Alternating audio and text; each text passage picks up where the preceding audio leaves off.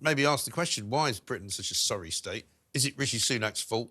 The polling is now worse for him than ever, I think, isn't it? Tell us about that. Yeah, I mean, there was a poll out, the Ipsos poll that came out yesterday showed that the Conservatives were 27 points behind Labour. The Conservatives on 20%, Labour on 47%. Right. And it just shows there's a mountain climb. So since that mini budget, most of the polls have shown that Conservatives are around 20 points behind.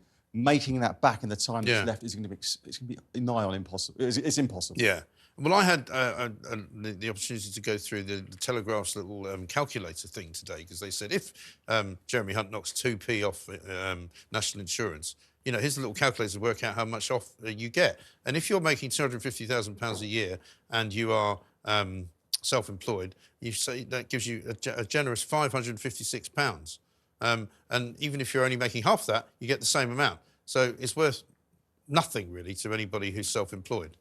Yeah, and there was a pollster today, I think it was Jim Pickard, saying, in all my years of polling, never on the doorstep has anyone said to me, I'm going to change my mind based on the headline rate of national insurance. Yeah. Like, these are just a penny here, yeah, exactly. A penny more here, penny less there. You know, we'll give to you, but then we'll take it away. We'll take it away in this. Oh, but by the way, you're a second homeowner, so therefore we'll have that back. This is not going to shift the polls. As Ryan says, 20 points behind, maybe 27 points behind. Yeah. The lowest, I think that's their lowest poll rating since 1978. I think we can have a look and see what that looks like in black and white, or in fact in red, blue and yellow. There we go. Doesn't look good, does it? I mean, and people don't even like Labour, and look how far ahead they are. Imagine if you're a Lib Dem as well. I mean, that's not great news, is it? I mean, I don't think ever before have we had this many by-elections that the Lib Dems have been nowhere in. This is the thing, they normally do something. I think they're being clever. Yeah. They know that if they get 9% in Rochdale, they're coming nowhere. You know, right. So what they're trying to do is concentrate on about 30 or 40 seats and try and win those. So actually, I think they're playing a sort of long game, and they're concentrating in the southwest, the home counties, and just try and target all their resources, all their energies. I live in one of the target seats. I get bombarded by leaflets. Do you? Yeah, absolutely. They are very, very active in certain areas of the country. OK, so they're just kind of trying to see where they can get anywhere. I mean, what do you see, Henry, in sort of the Conservative homelands? What are you hearing from people who actually would be proper Conservative voters always? Not the ones that say, we're never voting for them again, but the ones who would be voting. What are they going to do? Well, I mean, so there's a section of them that are electorally that are flirting with Reform UK, obviously, although our panel that we survey is of long-term Conservative members. Yeah. So, you know, the share of that compared to floating voters will be quite small. Right. The interesting thing for us is that today we published our survey question. We decided, you know, an awful lot of times when you're looking at a budget, people are always like, well, we're going to cut taxes and we'll pay it through efficiency savings or whatever. And we're like, no, OK, we're going to ask the hard question. Would you prefer tax cuts or more defence spending? This is a big debate in the Conservative Party at the minute. 3/4 of Conservative members that we surveyed preferred defence spending to tax cuts. Right. So, and the Treasury is not doing that. The Treasury is ruling out any... Grant Shapps, the Defence Secretary, is demanding more money for the armed forces. The Treasury is saying, no, it's not going to happen. And so this stuff from Jeremy Hunt, it's out of step even with that hardcore Conservative vote, because even if they don't want to see the money spent on X, Y and Z, they do want to see the armed forces properly funded. Yes, and also in the background of all the migrant stuff that's going on, where we learned just a few days ago that it's not 7 million a day, it's not 10 million a day, it's 15 million a day now. You know, it's very hard, is it not, for Jeremy Hunt to say, well, we haven't got any money, because they keep finding more money to pay for the migrants. It seems like, the trouble is with the migrant thing, it seems like a bottomless pit, doesn't it? They're spending, you know, I think that overall it's about £4 or £5 billion a year just to pay for the hotels. Well, it's more than that, I think, now. And the trouble is, it really comes home to roost when you are living in one of those constituencies and the local hotel that used to be quite a proud sort of establishment in the area is being, you know, people, migrants or asylum seekers are living there. Yeah. And they just kind of need to clear the backlogs and sort of make decisions one way or the other on these people's futures. Exactly right. And it's financial, because we know the figures are just astronomical, but it's also emotional. It's where people live. Yeah. You know, it's going into your town centre and just feeling that, oh, it's not how it used to be. And it's not like it used to be, Yeah, and a feeling that, you know... And a lot of people feel that way about London, not just a town centre. They do, the main city in this country. And they're always told that they're being racist, and it's not. It's just wanting to feel at home in your home. Right. Yeah, I think people feel very, very angry about all this. I think they do. And, I mean, we saw, again, 420 migrants came over yesterday, I think, in small boats. This is in the same week that a 7-year-old girl died while trying to make the trip. So there's clearly no disincentive to come, is there?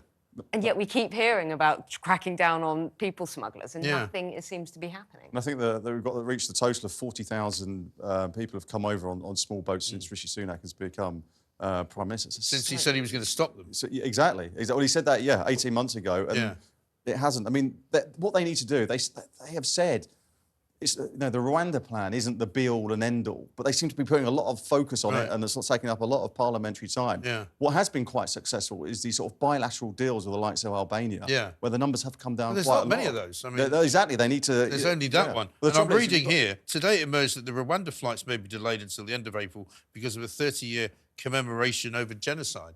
I didn't know you were supposed to commemorate genocide, but I guess if you're in Rwanda, but they've made it a totemic thing. But the British public know that even if a single flight does take off before the end of April or whatever it is, it's going to be a couple of hundred maximum if they manage to wrestle them onto the planes. It's not going to be anything like the 40,000 who have actually landed and come here. Yeah. And they're not even structuring it to maximise the deterrent effect. So, what they're doing is if they manage to get Rwanda flights going, they're saying they're going to be picking people from the entire backlog, right? Yeah. Which means that the odds of you getting picked are minuscule. Right. What they should more chance of winning the lottery. What they should do is they'll say, right, we're only going to be selecting people from people who cross after the bill becomes law. Yeah. Because that means that suddenly the odds of you getting picked are much greater, and that might actually have a deterrent effect on people coming from France. Yeah. But if it's like, oh, okay, well, there's like 100,000 people in the backlog, like you'll probably chance that. They'll still chance it. Walked here a couple Syria. of years. No, for sure. I mean, no question. If they manage to get to a point where if you arrived illegally, you were immediately put on a bus, driven to an airport and put straight on a plane and flown back. That would be a deterrent. That might be a deterrent.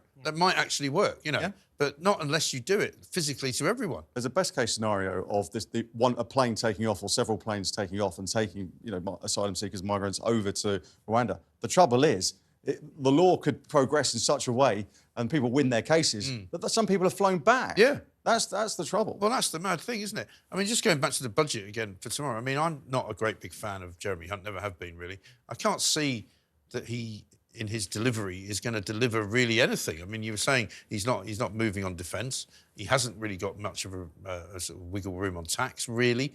I don't know whether he's going to go for this non-dom thing, which seems completely mad to me. It looks like he'll touch something on that. He'll either scale it back or scrap it. But he's got to raise, quite a lot of money. There isn't that much headroom. Yeah. The trouble is when you start unpicking certain things, you think back to when George Osborne was Chancellor, things start to unravel very quickly. So you have to watch it. Yeah. Well, I mean, as you say, Emma, the fact that we've got this country where, we can't supposedly feel proud of it, nothing seems to work in it. Every time you try and do something, there's a problem, There's not much hope for the Tories, really, at all, is there? There isn't. I mean, we've been hearing today, Rishi Sunak's not prepared for a May election. He's not prepared for any election. He's in denial about the election result, about this crashing defeat that is coming down the line. I think even a few months ago we were saying, but something could happen. Things change very fast in politics. Yeah. I don't think now, and especially seeing the visual there, I think that was extremely stark. It is stark. Seeing Well, that, what and about the I Galloway? genuinely don't think that Labour are particularly popular, which is why I think that is so devastating. Do to the you Tories. guys doubt then that the Labour Galloway thing is a thing? Because Galloway's promising upwards of 30 to 50 MPs. I reckon he could get somewhere in at least 10 different constituencies, couldn't he? Yeah, and he could affect the result in those seats as well. And he's talking about Angela Rayner's seat, saying there's 15,000 of his supporters there.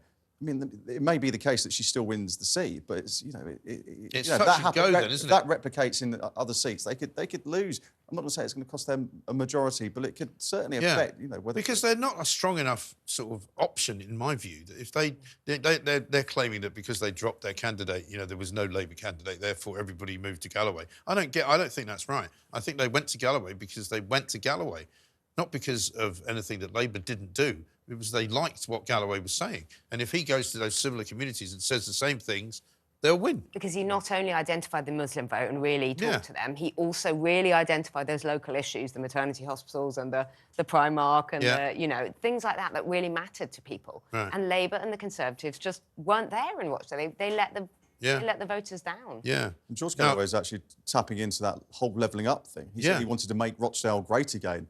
The Conservatives, after 5 years, haven't done anything. Again. If the Conservatives haven't done anything after 5 years, you can see why he's trying to tap into it and make the place look better. Yeah, absolutely. I think, better. Almost everyone who has seen Galloway, whether you like what he says or not, he's certainly kind of livened things up a bit, hasn't he? Yeah, no, exactly, and that's why he'll try and put candidates. And there's talk of Jeremy Corbyn even teaming up with him, maybe some sort of Workers' Party alliance. Yeah. We'll see what happens on that. The question of whether he can keep saying the things he's saying and not get arrested by somebody, I suppose. Yeah, and also like Galloway is a formidable campaigner. Even if you hate his guts, you have to admit 3 times he's been returned to Parliament after leaving Labour at the head of some tiny party. But he has never managed, and this will be the interesting test. He's never managed to do it again. Like Respect didn't manage to return a second party. He didn't manage to win in Scotland when it was under PR. So it'll be interesting to see whether or not A, he can hold that seat at a general election, because he didn't hold Bradford West, but 2, whether the kind of concentrated charisma and campaigning ability that he has can actually be replicated. And of course, the good thing for Labour is that most of the seats, I think, where they might be exposed to a serious risk from the Workers' Party are not going to be battleground seats, right? They're not going to be seats where they're facing a Tory challenge or a Tory incumbent. So they could lose a lot of votes potentially, but if they keep the seats, strategically, that doesn't matter all that much. I guess it all depends on the size of the Muslim vote.